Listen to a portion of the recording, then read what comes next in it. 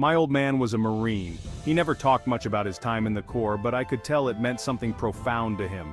The way he carried himself with such pride and dignity, the look in his eyes when he saw the flag. I wanted that same sense of purpose.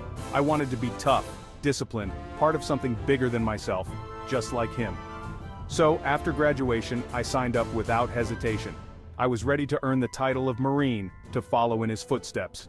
Boot camp was a shock to my system. I thought I was tough, but I quickly realized I had a lot to learn. Drill instructors got in my face, broke me down to my core. Every day was a test of my limits. Physically, mentally, they pushed me to the edge, beyond what I thought possible. I learned to work as a team, to rely on the guy next to me, to trust and be trusted. We were all in it together, a band of brothers. My dad was proud when I graduated, more than words could express. He gave me a hug, a rare show of emotion that spoke volumes. I saw it in his eyes, that same look of pride and recognition. I was part of the brotherhood now. A legacy continued. I had earned my place, but I knew this was just the beginning. The journey ahead was long, filled with challenges, but I was ready. Combat training was intense. We learned weapons handling, tactics, and how to survive in the field under the harshest conditions. It was stressful, exhausting, but I loved it. I felt alive more than ever before. The fear was always there, lurking in the back of my mind, a constant companion. But I pushed it down, focused on the mission, determined to succeed. We learned to trust each other with our lives, forming bonds that were unbreakable. Every man had a role, a purpose, and we executed it with precision. We had to rely on each other to get the job done, no matter the cost. The instructors drilled it into us. One team, one fight.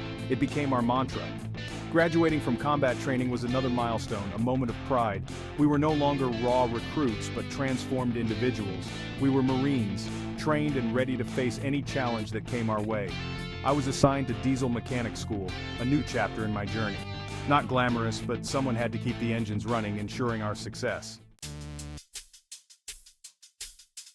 Mechanic school was tough in a different way. Long hours, complex machinery, but I had a knack for it. Taking things apart, understanding how they worked, putting them back together.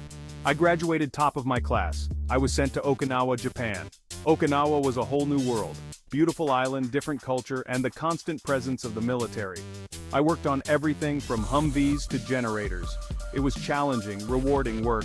I was good at it, but I couldn't shake the feeling that I was meant for something more. I wanted to be on the front lines, not stuck on a base. I started training in my free time, running, lifting, anything to prepare myself. Section 4. A different kind of mission. I became fascinated by the Special Forces. The Green Berets, the SEALs, these guys were legends. They operated in the shadows, highly trained, always ready. I started thinking about switching over, maybe trying out for Force Recon. One day I saw a posting for embassy duty. It wasn't Special Forces, but it was a chance to do something different.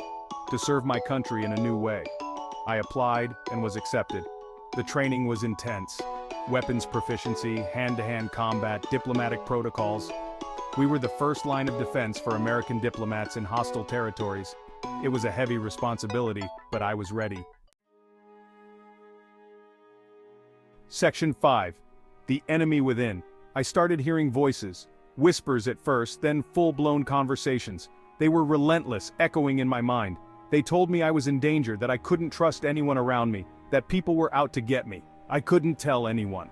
The fear of being labeled insane was paralyzing. They'd think I was crazy. I felt isolated, trapped in my own mind. The insomnia was the worst. Night after night, staring at the ceiling, the voices getting louder. Night after night, staring at the ceiling, the voices getting louder.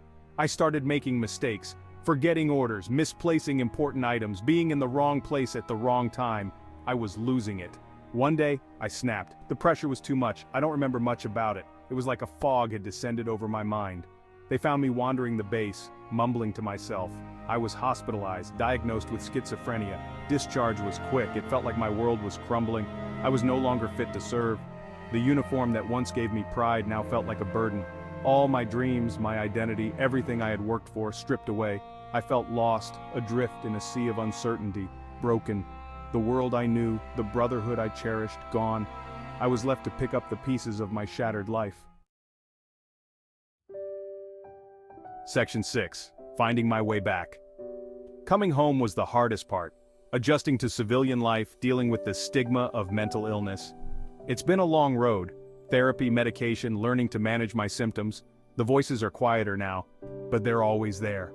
I'm not the same person I was before, but I'm learning to live with it. I'm finding my way back, one day at a time. The Marines taught me discipline, resilience, the importance of brotherhood. Those lessons stay with me. I may not wear the uniform anymore, but I'll always be a Marine. Semper Fidelis, always faithful.